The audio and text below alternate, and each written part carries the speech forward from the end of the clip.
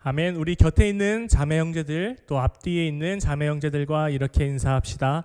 우리 예수님의 길을 따릅시다. 우리 예수님의 길을 따릅시다.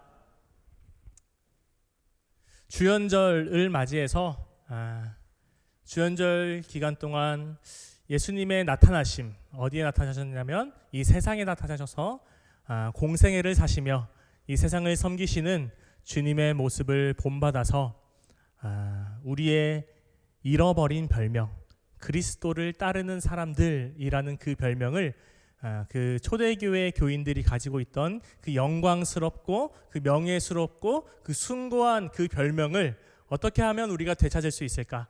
사람들이 우리로 하여금 우리를 지칭할 때 기독교인들더러 비방하는 말과 놀리는 말로 우리를 묶어서 부르는 것이 아니라 저 사람들은 참으로 그들이 따르는 예수 그리스도의 길을 따르는 사람들이구나 하는 그 별명을 어떻게 회복할 수 있을까? 저는 여러분이랑 4주 동안 이것을 살펴보고자 했습니다. 그래서 첫 주에는 세례에 대해서 우리를 살펴보았고요. 오늘은 시험, 그리고 다음 주는 소명, 그 다음 주는 사명, 이렇게 4가지 주제를 다루면서 예수님을 따르는 것이 어떤 것일까? 우리는 왜 종종 그 길에서 떠나곤 하는가? 그리고 그 길을 따르려면 우리에게는 어떤 것이 필요한가를 좀 천천히 4주 동안 살펴보고자 합니다. 지난주에는 우리의 정체성을 한번 회복하자라는 이야기를 했습니다. 우리가 누구인지를 아는 것이 우리가 가는 이 길이 어떤 길인지를 아는데 도움을 주기 때문입니다. 우리는 어떤 사람이냐? 바로 세례받은 사람이다 라는 이야기를 했습니다. 세례받은 사람이란 무엇이냐면 예수님과 함께 낮은 곳, 깊은 곳으로 들어가는 사람들입니다. 예수님께서 요단강가에서 모든 몸을 진흙이 넘치는 강가에 던지셨고, 하지만 그 진흙을 마다하지 않으시고 끌어안으신 후에 다시 물 밖으로 나왔을 때 하나님께서 말씀하셨습니다. 너는 내가 사랑하는 자요, 내가 기뻐하는 사람이다 라는 말씀을 지난주 말씀을 통해서 보았습니다. 그래서 우리도 예수님과 함께 깊은 곳으로 가자. 세례받은 사람으로서 예수님과 함께 사는 것이 너무나 부담스럽고 좀 불가능해 보이고 좀 걱정되고 어려워 보이기도 하지만 예수님을 통해서 우리가 확실하게 알게 된 그 삶의 결말은 무엇이냐면 하나님이 사랑하는 사람이다 라는 것을 우리가 알기 때문에, 그리고 그 끝에는 절망과 허무와 고통만 있는 것이 아니라, 그런 것들이 아니라 그 끝을 기다리고 있는 것은 하나님이 우리를 자녀로 삼아주시고 하나님이 우리를 보호하시고 하나님이 우리를 지켜주고 계신다라는 것, 그래서 우리는 세례받은 사람이다라는 것을 기억하는 것, 이것이 이 길을 떠나가는데 첫 번째 준비물이라고 생각을 했습니다. 오늘은 그래서 그 두 번째, 세례받은 사람들이 오케이, 나는 이제 세례받은 사람으로 살아가겠습니다. 예배를 통해서 나는 이제 거룩해졌습니다. 할렐루야 8번이나 했어요. 나는 이제 거룩한 사람이에요 하고 이제 문 밖을 나가고 드는 시험들에 대해서 세례받은 사람에게 왜 시험이 있을까? 이거를 좀 살펴보고자 합니다. 제가 어릴 때 중고등부 수련회에 가서, 저는 좀 작은 교회에 다녔기 때문에 여러 교회가 함께 모여서 찬양 집회하고 부흥사 목사님의 말씀 듣고 막 눈물 흘리고 주여 막 7창 8창 하고 이런 교회에서 자라났어요. 자라다가 막 기도하다가 하나님 나는 죄인입니다 막 하고 딱 눈을 떴는데 누가 제 안경을 밟았어요. 누가 와서 이 안경이 부서져 있는 거야. 바로 그냥 은혜가 사라지죠. 또 우리가 수련회 끝나고 딱 차에 타는데 제가 좋아하는 자리 뒷자리에 앉으니까 그 당시에 힘이 셌던 그 형이 저한테 꺼지라고 했어요. 그래서 그 얘기를 듣고 너무 놀래고, 어떻게 은혜 받은 사람이 저런 말을 하면서 여러 가지 시험을 받곤 했었습니다. 예수님도 그러시거든요. 예수님께서 바로 마태복음 4장 앞을 한 장만 넘기시면 세례 요한에게 세례받는 장면이 나오죠. 예수님이 세례를 받으신 다음에 첫 번째 맞닥뜨리는 일이 바로 시험입니다. 예수님은 이제 이 땅을 살아가면서 하나님께서 이 땅을 회복시키고 이 세상에서 하나님의 사랑으로부터 멀어진 모든 사람들, 하나님의 잃어버린 양들을 찾아오는 그 공생애를 시작할 때 그 첫 번째 일로 예수님이 시험에 당하게 합니다. 세례받은 우리는 세례받은 사람답게 거룩하게 이 길을 살아가고자 하지만 동시에 우리는 시험이라는 현실을 맞닥뜨리게 되는 것입니다.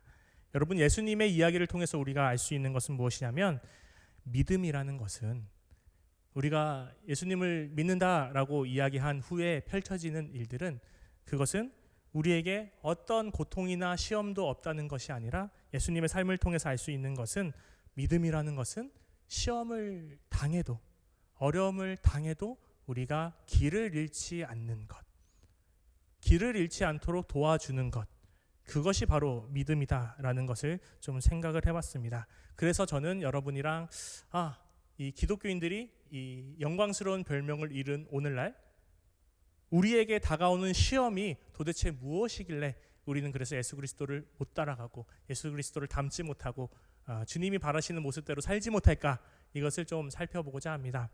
첫 번째로 우선 시험장, 우리가 시험을 치는, 고사를 치르는 이 시험장에 대해서 생각을 좀 해보고자 합니다.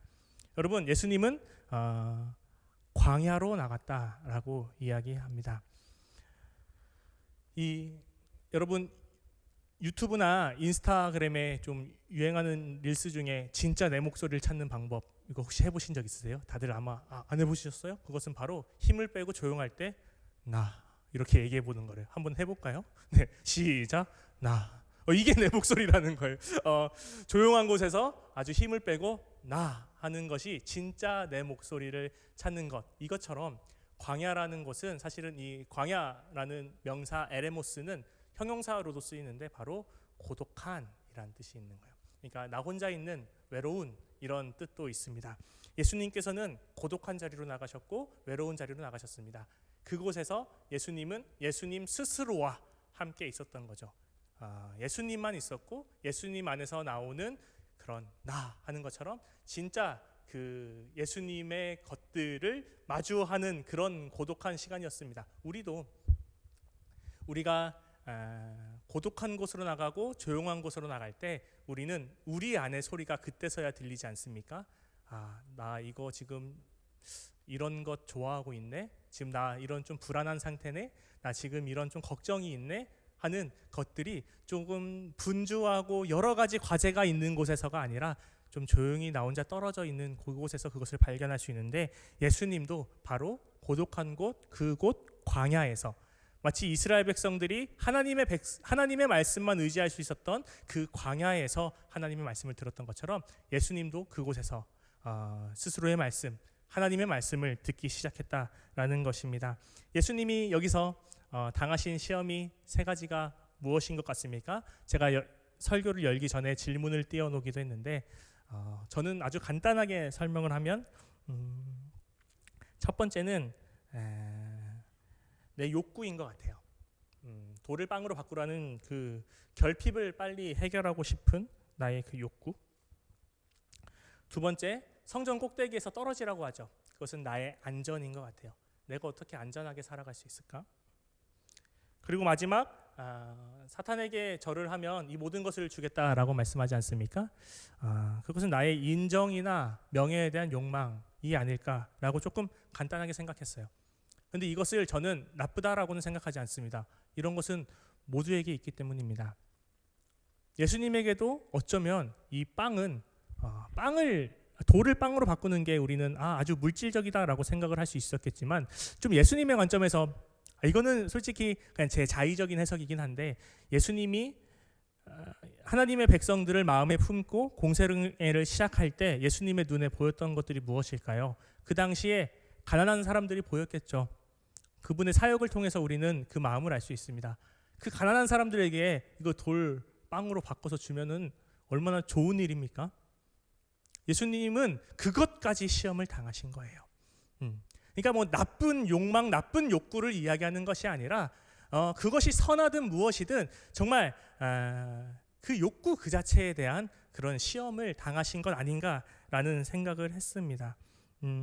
그렇다면 예수님은 이 시험을 무엇으로 통과하셨을까? 무엇으로 이겨냈을까를 살펴보는 것이 오늘 설교의 주제입니다. 예수님이 마주한 시험은 마치 예수님께서 우리의 모든 죄, 인간이 당할 모든 죄, 그리고 그 끝에 있는 죽음까지 이겨내셨던 것처럼 예수님이 당하신 시험은 어쩌면 모든 인간이 당할 시험, 그 시험을 이겨내시는 모습을 우리에게 보여주신 것 아닌가라는 생각을 했거든요. 우리는 우리에게 다가오는 그 시험을 어떻게 이길까 조금 생각을 해보고자 합니다. 제가 여러분께 여러 번 설명해드렸던, 소개해드렸던 책이 있습니다. 이쯤 되면 한번 읽어볼 만도 한데 아직까지 아무도 읽어보지 않은 책이 있어요. 그것은 바로 습관이 영성이다 라는 책이 있는데 이 책의 원제 영어 제목은 You are what you love. 그러니까 너가 사랑하는 것, 그것이 너다, 너가 된다 라는 것입니다. 우리 여기 나와 있는 글을 한번 먼저 읽어보도록 하겠습니다. 읽겠습니다. 시작.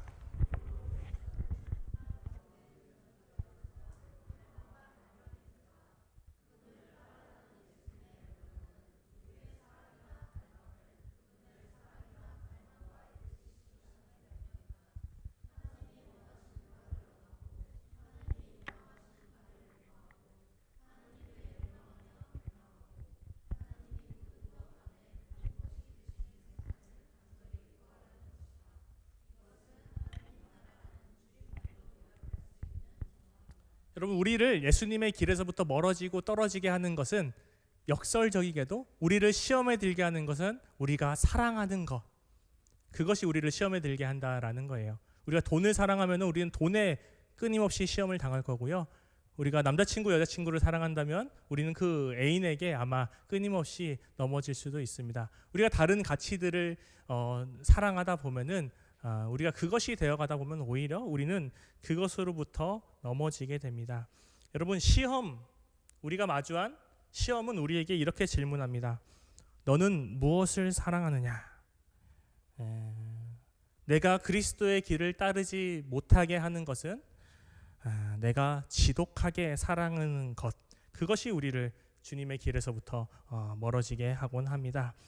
그러면 예수님은 무엇을 쫓으셨기 때문에 그 시험들을 이길 수 있었을까?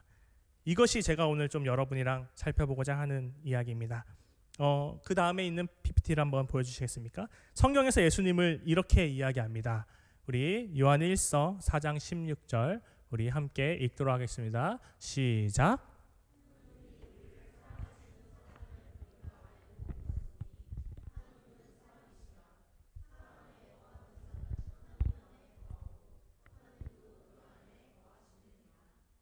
아멘. 우리가 쫓는 것이 우리를 규정 짓는다면 예수님은 성경에서 특히 요한 서신에서 예수님을 사랑이라고 규정했어요. 그 말은 무엇이냐? 예수님은 사랑을 쫓으신 분이라는 거예요. 예수님은 지독하게도 사랑을 쫓으셨던 분이기 때문에 You are what you love. 예수님이 사랑하고 예수님이 욕망한 것은 바로 사랑이라는 거예요. 그래서 그 후대의 사람들은 예수님더러 저분은 사랑이시다 라고 이야기를 했던 것입니다. 사랑의 길에서 예수님은 한 발자국 더 나아가서 예수님은 하나님이 지으신 하나님의 형상을 닮은 이 땅에 한 사람 한 사람을 사랑하셨습니다. 그러면서 우리에게 제임스 스미스의 책도 그렇고 우리가 쫓아야 될 것에 대해서 이야기하죠.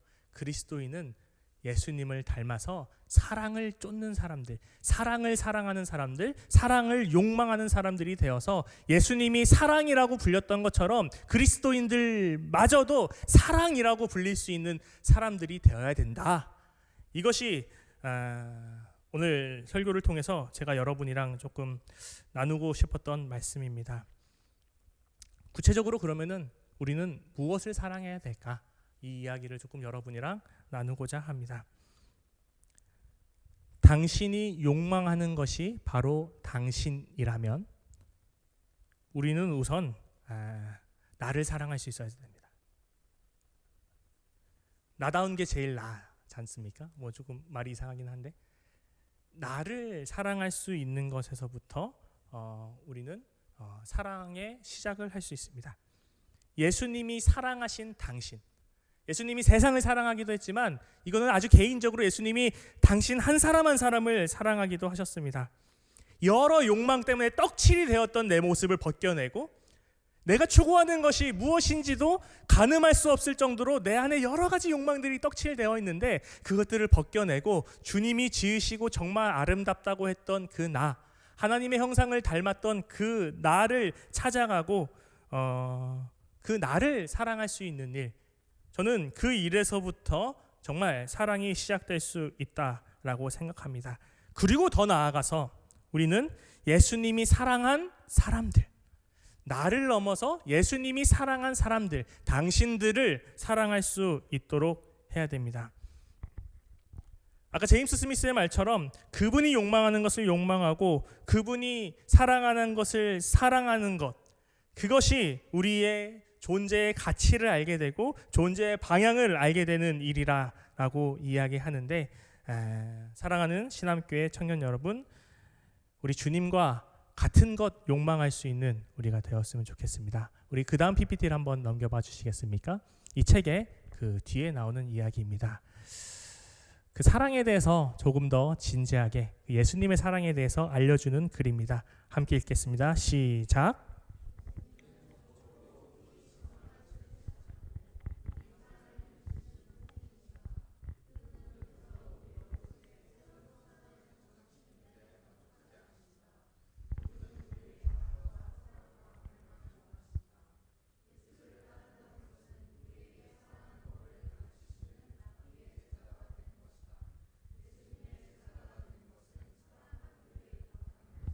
재밌게도 이 시험에서 예수님께서 반박하신 말씀들은 모두 신명기에서 나오는 말씀들입니다.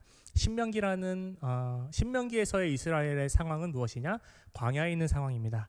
하나님의 말씀만 듣고 하나님이 보내주시는 곳으로 가야 되는 그 곳, 그 광야에서의 이스라엘 백성에게 말씀하셨던 말씀으로 이 마귀의 시험을 예수님께서는 이겨내십니다.